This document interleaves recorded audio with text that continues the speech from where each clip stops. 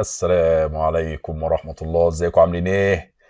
يا مساء الفل على جمهور الكورة اللي بيفهم كورة.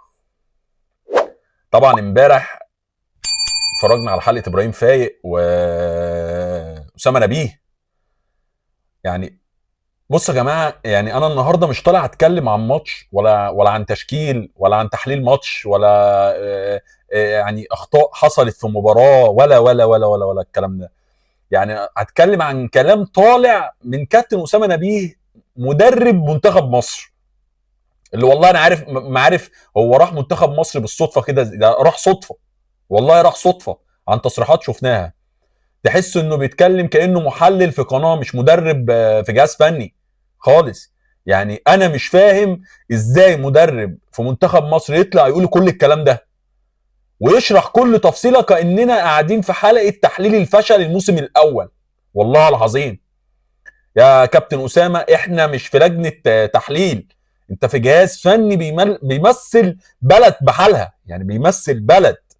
مش المفروض نسمع منك جمل زي اللي كنت بتقولها مع كابتن إبراهيم؟ اصل انا كنت شايف، انا كنت متوقع، انا كنت مقتنع. طب يا سيدي، هو الجمهور اللي كان شايف ده ايه يعني؟ احنا كلنا كنا شايفين حاجات غريبة ومش منطقية خالص بتحصل في منتخب مصر. شباب المفروض اللي هو واعد للمنتخب الاول، دول انت دمرت لعيبه، لعيبه اتدمرت. انت داخل بطوله زي دي من غير باك رايت، ازاي؟ مش عارف. هل ده طبيعي؟ اكيد مش طبيعي. ده منتخب يا كابتن اسامه نبيه، مش دوري شركات. انت مش داخل دوري شركات من غير باك رايت. تقول اصل انا عندي لعيب بيلعب في كذا مركز. يا عم ماشي، بس ما ينفعش كل اللعيبه تبقى متعدده المهام زي ما بيقولوا. انت مش هو مش ريموت تلفزيون. وبعدين بتتكلم مع كابتن ابراهيم فايق بتقول له حته اللعب النضيف اللي خرجنا بسببها. طب يا كابتن، ازاي حضرتك ما كنتش عارف ان الكروت الصفراء بتتحسب في التاهل يعني؟ ده احنا بنتفرج على البطوله وبنتفرج على الكوره، والشباب الصغير في البيوت فاهمين النظام البطوله اكتر من الجهاز الفني بتاعك. يعني اللي انت بتقول انا مش ما كنتش عارف ان الكروت الصفراء بتتحسب. يعني المنتخب خرج، يعني خرج من البطوله دي مش عشان وحش، خرج عشان اللوائح كانت غامضه. طب يا راجل، ده منتخب مصر مش فرقه في دوره رمضانيه عشان تقول كده يعني. الواحد مستغرب من تصريحات مستفزه من مدير فني كان في منتخب مصر، اللي انا شايفه ان هو جه صدفه في منتخب مصر. بعدين لما تساله ابراهيم، كابتن ابراهيم فايق بيساله هل انت شايف انك غلط؟ يرد يقول له ايه؟ يقول له مش وقته تقول غلطنا ولا لا. يا سلام ما شاء الله. طب امتى؟ لما نلعب كاس العالم في البلاي ستيشن ان شاء الله. هو الاعتراف بالغلط دلوقتي او ان انت غلطان بقت رفاهيه؟ يعني اما تطلع تقول انا غلط، موضوع ابسط من البساطه. انا مش ضدك يا كابتن اسامه، والله ما ضدك، بس ضد ان مدرب منتخب مصر يطلع يتكلم بالطريقه دي كانه يعني بيتورق من المسؤوليه، كان كل حاجه حصلت غصب عنه.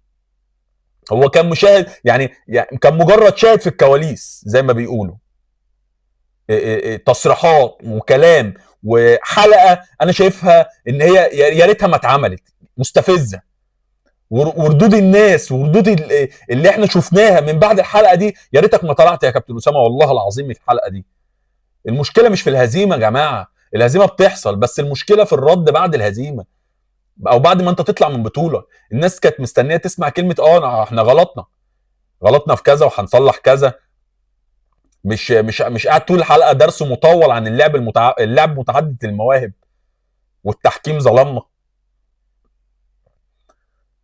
يعني كل شويه في البرنامج يقول لك انا كنت مجهز لعيبه للادوار الثانيه، نطلع ان شاء الله نخلص الادوار دي وفي لعيبه مجهزه للادوار الثانيه، اللعيبه اللي هي البيرفكت عنده المفروض يعني. طب واحنا خرجنا من الادوار الاولى ليه يا كابتن؟ ما احنا مش في مسلسل رمضان هنستنى بقى الحلقه الجايه بقى. الحلقات الجايه بقى هننزل بالدراما والاكشن. الواحد اقسم بالله بيتفرج على الحلقه دمه بيغلي من في يعني تحس ان مش مدرب منتخب مصر، مفيش روح كده ومفيش يعني مش محروق ان المنتخب ده والشباب دي طلعت من بطوله زي دي.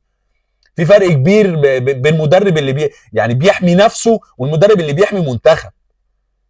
انا دي شايفها من وجهه نظري. انا حاسس ان كابتن اسامه نبيه يعني كان شاغل باله اكتر بكيف يبرر في البرنامج، يعني كيف يبرر مش كيف يطور المنتخب. اللي انا مش عارف والله والله والله مسك منتخب مصر ازاي، يعني اللي هم جابوه وعينوه لمنتخب ده ازاي، ده فين؟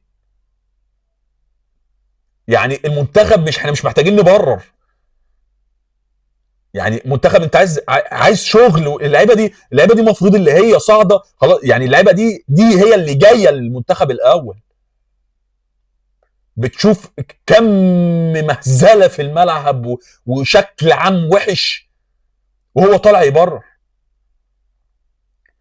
في النهايه يا كابتن اسامه الكوره علم شغل، مش استعراض. مش هطلع بودكاست انا مش طالع استعرض بالكلام. الناس مش مستنيه تبريرات، الناس مستنيه المنتخب يبقى متطور.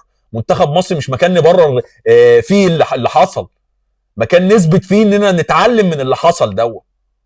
ويا ريت كلامنا ده يوصل للمسؤولين ويوصل للناس اللي تعين للمنتخبات. فبدل ما نحكي كتير عن ليه خسرنا يا كابتن اسامه، تعالوا نشتغل شويه، نشتغل عشان امتى نكسب بقى، مش ليه خسرنا ونطلع في برامج نقول لي احنا ليه خسرنا. لان الجمهور بقى احنا زهقنا من القصص، زهقنا من القصص حرفيا.